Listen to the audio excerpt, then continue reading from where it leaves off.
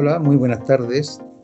El trabajo que les presentaré hoy es parte de una tesis desarrollada en el 2015, que hace referencia a la autonomía y estrategia didáctica en entorno educativo a nivel superior.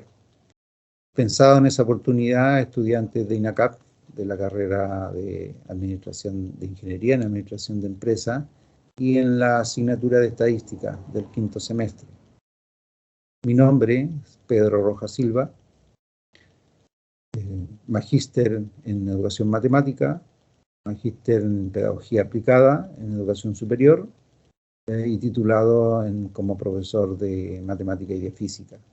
Y mi correo personal es el que ustedes pueden ver ahí en la diapositiva. Del esquema de la presentación, primero les hablaré del porqué del estudio, de los fundamentos teóricos del estudio, de los objetivos que guían al estudio, de la metodología y el enfoque aplicado, y por último de los resultados y de los hallazgos. Del porqué del estudio, bueno, uno como profesor de aula y con algunos años de experiencia, ¿cierto? Siempre está interactuando con los grupos de estudiantes y uno observa generalmente las debilidades y las fortalezas que ellos tienen. Y en eso uno puede evidenciar que se muestran pasivos ante las actividades de aprendizaje propuestas por los docentes. También esperan generalmente instrucciones, como por ejemplo, hace esto otro, aquello, ¿cierto? Bueno, uno no puede decir que son todos los estudiantes, pero hay un número, una tendencia, digamos, importante que deberíamos considerar al respecto. También se evidencia que no son totalmente autónomos en el proceso formativo. Ellos siempre están requiriendo algún apoyo externo, ya sea del docente o simplemente de sus pares, de sus compañeros. Finalmente, no solo de conocimientos y habilidades se debería formar, entonces debería uno también apuntar a aspectos valóricos como el hecho de las formas, digamos, de pensar, de sentir y de actuar, que está vinculado con el tema actitudinal. Bueno, estas situaciones nos enfocan en dos miradas. Uno, incursionar en las prácticas pedagógicas del docente y, por otro lado, en las debilidades y fortalezas que perciben los y las estudiantes ante su proceso formativo. Respecto de lo que fundamenta el estudio, está basado en ciertos autores, ¿cierto?, que han publicado respecto a esto de los aprendizajes en aula. Voy a parafrasear algunos de ellos. Por ejemplo, en primer lugar, el currículum educativo debe mirar las acciones de aprendizaje del estudiante y no en las acciones de enseñanza del docente. Álvarez González García, del 2007, ¿cierto? En este sentido, cuando uno como docente se enfoca solo en los contenidos y deja o no promueve las prácticas y la reflexión durante el proceso, entonces el estudiante se dedica solo a escribir. Y si pregunta, son preguntas directas, de forma más que de fondo. Por ejemplo, ¿qué escribió acá, profesor? ¿Qué dice acá? ¿Qué símbolo es este? ¿Qué significa? ¿Me puede explicar de nuevo? Etcétera. Segundo, la estrategia mediaticen la apropiación del conocimiento y promover el aprender, autorregulando lo cognitivo y lo metacognitivo, según Cabrera del 2009. Y en esto uno sugiere que se apunte también a los saberes en general, saber conocer, saber hacer, saber ser, según Delors, ¿cierto? Pero también apunte a los intereses y a las experiencias del del educando. Tercero, los aprendizajes son favorecidos en un clima de confianza, aceptación, equidad, respeto, y que invita a indagar, a compartir y a aprender, según la CPIP del 2008, bajo el Ministerio de Educación, ¿cierto? Y basado en el marco de la buena enseñanza. Al respecto, los estudiantes, y las estudiantes retribuyen este respeto, esta confianza, aceptación, cuando uno como docente les habla desde la horizontalidad. Es importante aquí que en este ambiente propicio que se debería generar en las aulas, ¿cierto?, tanto docentes como estudiantes aprenden. Y aprenden en lo emocional, en lo cognitivo y en lo social. Cuarto, las dificultades de aprendizaje no es por falta de capacidades en los estudiantes, sino la falta de estrategia para gestionar la información, en especial aquella de tipo metacognitivo, según Tobón, el 2008. Y respecto a esto, estas dificultades aparecen, ¿cierto?, cuando uno entra en procesos de reflexión. ¿Ya? El de darse cuenta de los errores cometidos, por ejemplo, el de darse cuenta de la estrategia seguida, de la secuencia de la estrategia, de la argumentación, y por último, el de darse cuenta de que se está adquiriendo algún tipo de aprendizaje. Y uno apunta, digamos, a los aprendizajes significativos.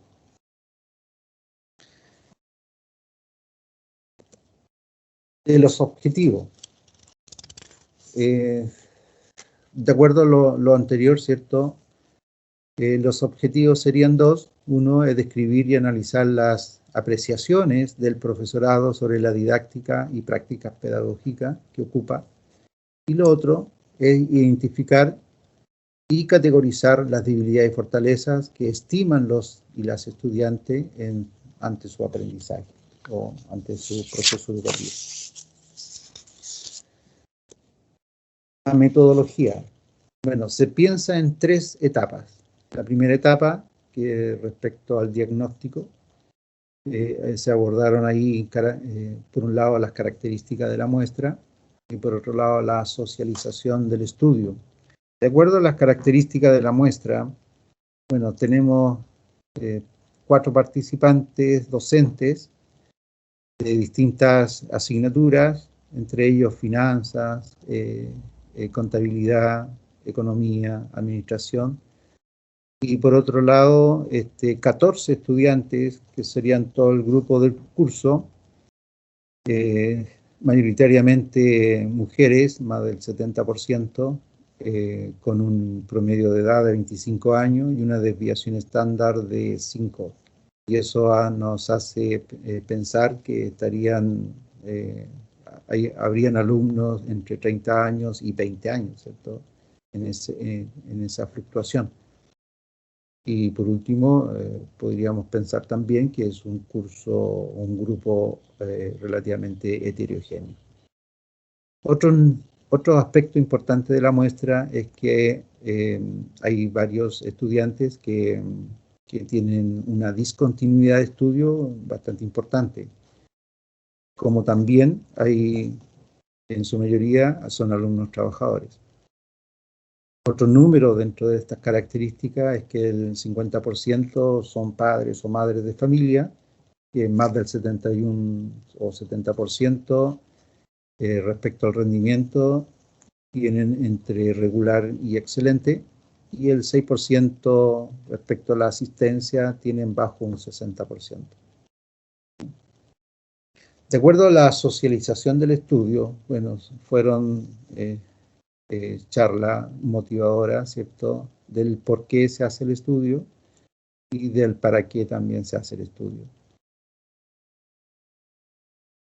Segunda etapa, la etapa de la ejecución, principalmente las técnicas que se abordaron o se aplicaron fueron el cuestionario, la entrevista, la observación directa, no participativa, y por otro lado algunos instrumentos como actividades de aprendizaje dentro de aula y autoevaluación. De los instrumentos y cómo se aplicaron, bueno, fue en forma transversal, en un breve periodo de tiempo. El cuestionario se aplicó a los estudiantes, se hizo un registro de acuerdo a notas de campo, ¿cierto?, del actuar de ellos en las actividades de aprendizaje y un ensayo final como una autoevaluación, un ensayo libre. Y a los docentes se le aplicó la entrevista semiestructurada. Tercera etapa, la etapa de los resultados. Bueno, se hizo un análisis de contenido a través de una triangulación, ¿cierto?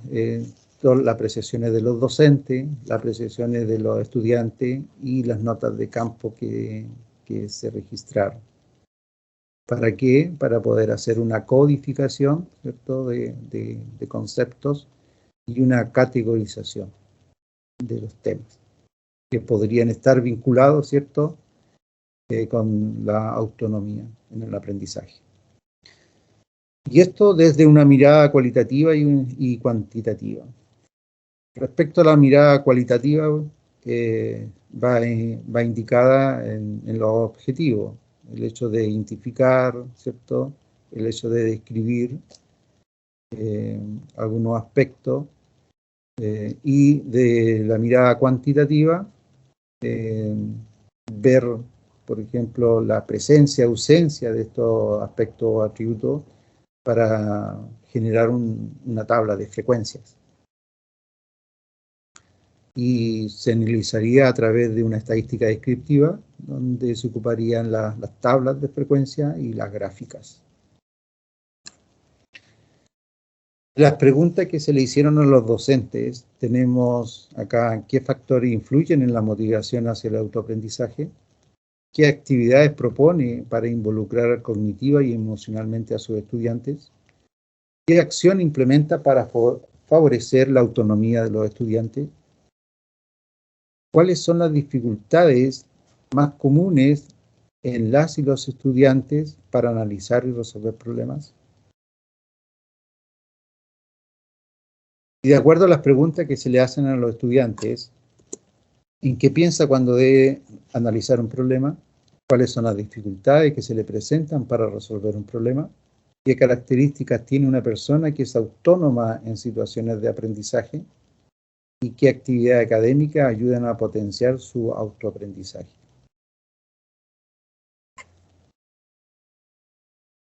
Los resultados. Primero, el análisis de contenido, la codificación y categorización, ¿cierto?, de estos aspectos, de estas apreciaciones, tanto de docentes como de estudiantes, permitió identificar algunos temas respecto de la autonomía. Estos temas son varios y entre ellos se enfocaron a estrategias de aprendizaje, actividades de desarrollo independiente, motivación, dificultades en torno a la resolución de problemas, forma y ritmo de aprendizaje, integración curricular, ambiente de aprendizaje, reflexión y trabajo en equipo. Segundo, de la intensidad de estas apreciaciones en cuanto a número, ¿sí?, en cuanto a la frecuencia. Lo podemos ver en dos miradas.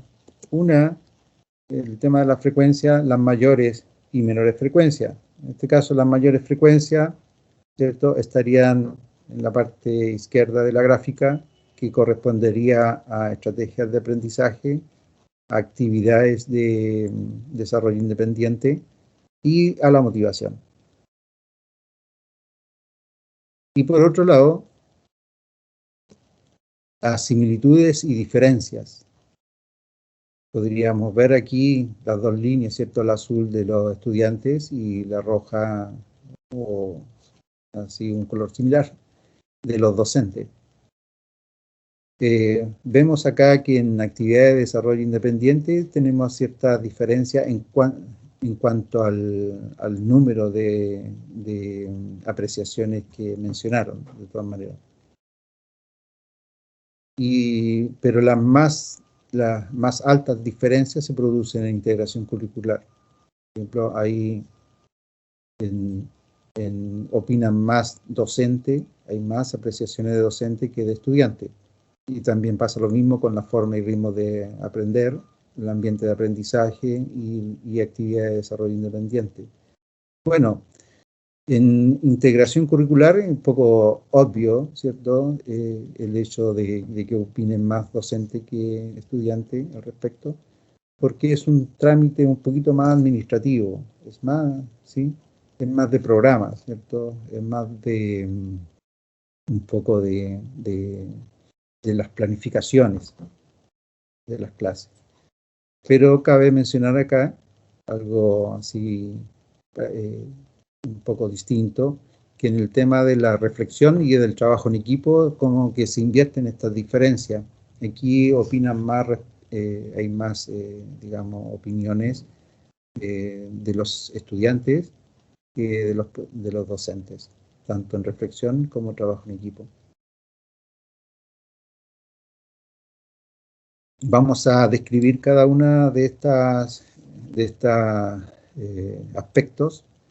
Primero, en las estrategias de aprendizaje, por ejemplo, ¿qué dice el docente y qué los estudiantes? Por ejemplo, el docente menciona que guiar al alumno para que utilice diversas estrategias para enfrentar una situación. Explicar paso a paso el desarrollo o aplicación de un concepto. Guías de trabajo que apunten, que se enfoquen a la indagación y a la misma presentación posterior. En cambio, el estudiante dice buscar variadas opciones para la resolución de problemas. Son como similares ahí en ese punto. Que el docente aborde los contenidos de la clase con rigurosidad conceptual. Y eso es bastante importante, ¿cierto? Relevante. Y que emplee mayor tiempo para el análisis y el desarrollo de problemas en clases. Segundo, que de la actividad de desarrollo independiente. Por el lado del docente, dar la posibilidad a los y las estudiantes de resolver problemas a partir de lo que saben, que permita administrar su tiempo y otros recursos de aprendizaje en apoyo, como el uso de las TIC. En cambio, el estudiante dice buscar información en forma particular. Eso es lo que asimilan respecto a este ítem. Apoyarse en libros o páginas de la web, revisar apuntes, resolver dudas, acudir a bibliografía confiable, asignar mayor frecuencia a trabajos de indagación y lectura de temas asociados. La motivación, los docentes dicen que la aplicación del contenido en su carrera fomenta la motivación. Invertir tiempo para abordar temas comunes, o sea, quizás temas cotidianos de contingencia. ¿Sí? Fomentar hábitos sanos, infundir confianza y presentarles desafíos. En cambio, el estudiante opina que los contenidos se orienten hacia temáticas ligadas a su especialidad, que mantengan altas expectativas en sus estudiantes y que plantee frecuentes desafíos. Ahí en eso de los desafíos, por ejemplo, como que los dos opinan, ¿cierto? Similares. Bueno, y menciona a la vez que cuando uno está motivado, entonces hay entusiasmo, hay grandes aportes, ¿cierto? Ser más responsable en las actividades y se demuestra gran interés por el aprender y el entender los contenidos. Dificultades.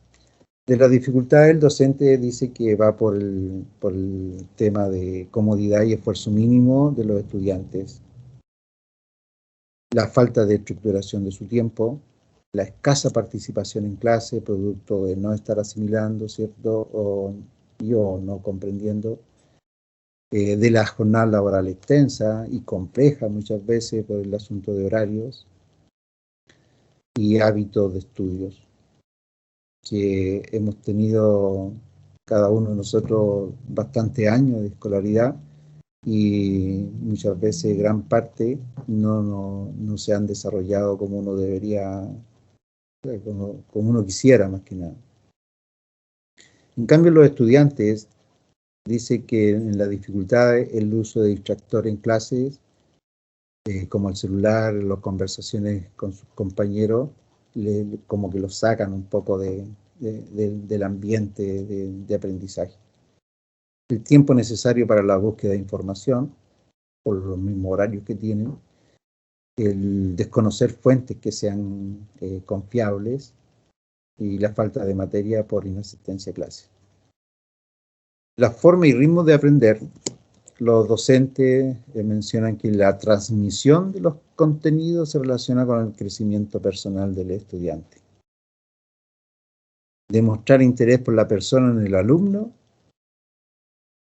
fundamental, ¿cierto? Creer que todos pueden aprender, hacer que la asignatura sea cercana, acercarse a cada uno de ellos, a verificar sus procesos de aprendizaje. Y acá igual es un punto igual bastante relevante, porque ese es monitoreo de la actividad de aprendizaje. O sea, eso significa que el docente debería estar moviéndose en sala, ¿cierto? Yendo a cada uno de los estudiantes a revisar y a conversar también. Manejar el conocimiento y dominio de todo el curso. En cambio, el estudiante dice, consideran que el docente estructure las situaciones de aprendizaje considerando los saberes, intereses y experiencia de ellos.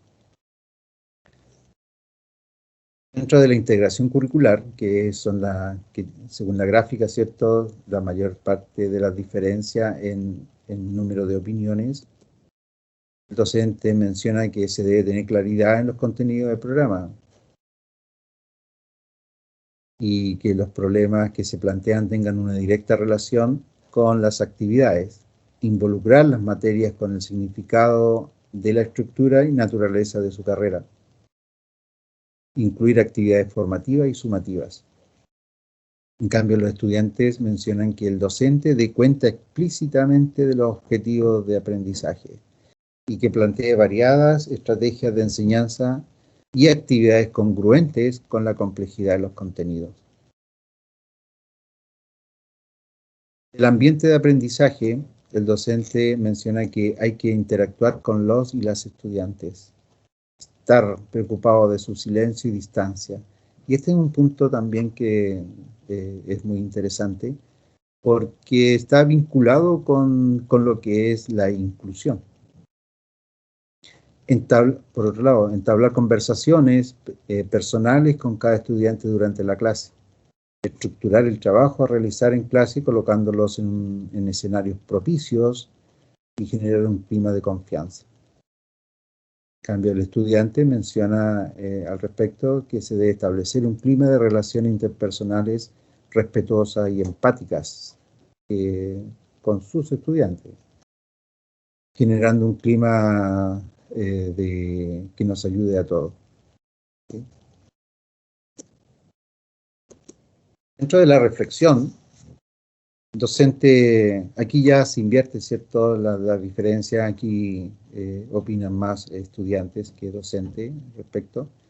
El docente menciona que se da, digamos, en la medida que existe el análisis de información y la resolución es completa y fundamentada del mismo análisis y los resultados obtenidos. En cambio, el estudiante dice que es bueno describir y analizar problemas porque así le ayuda a pensar. Y analizando un poco ese pensar, es propio de cada uno de nosotros. Es una acción independiente.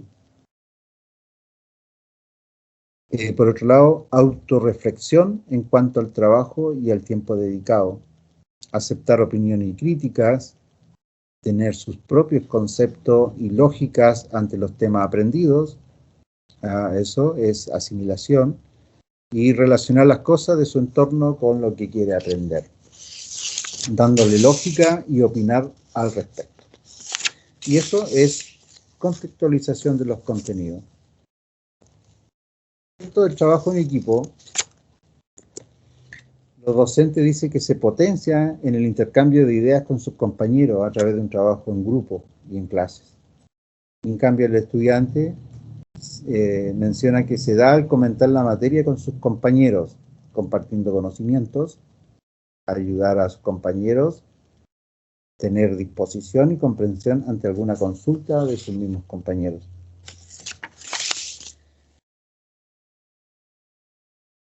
Ese era el último aspecto.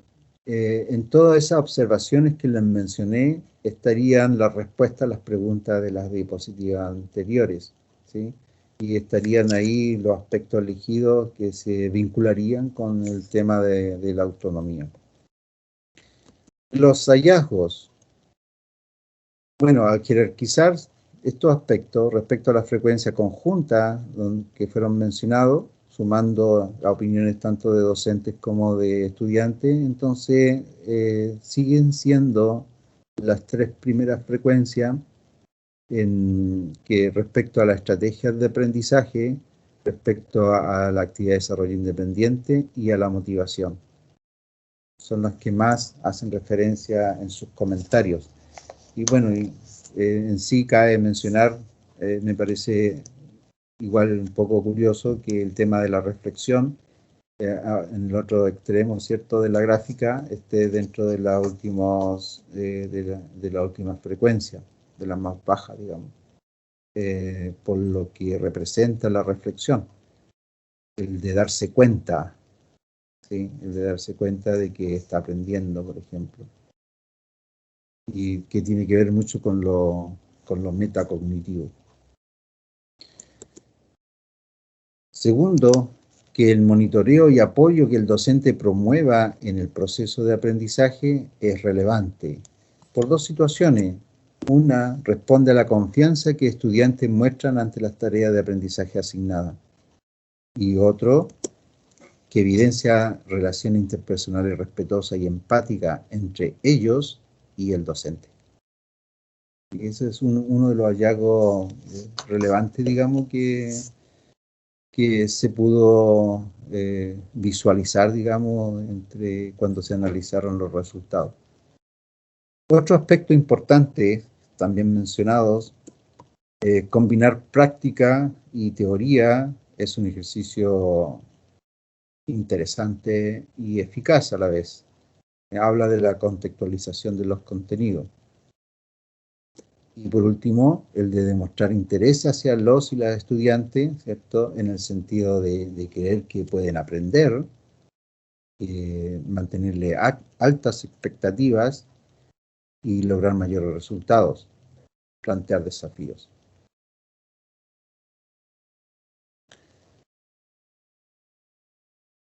Bueno, finalizando la ponencia, ¿cierto?, quiero compartir con ustedes una cita de Francisco Javier Cárcel, en 2016.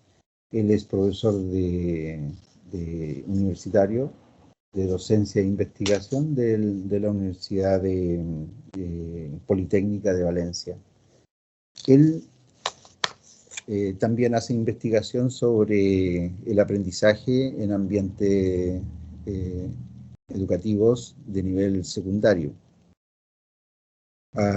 También, aparte, ¿cierto?, hablar un poco de la autonomía, que es un tema bastante descendido en la educación chilena. Bueno, él dice lo siguiente: el aprendizaje autónomo es un proceso que admite al sujeto ser autor de su propio desarrollo, optando por vías, estrategias, herramientas y momentos que estime oportunos para aprender y poner en práctica de modo independiente lo aprendido.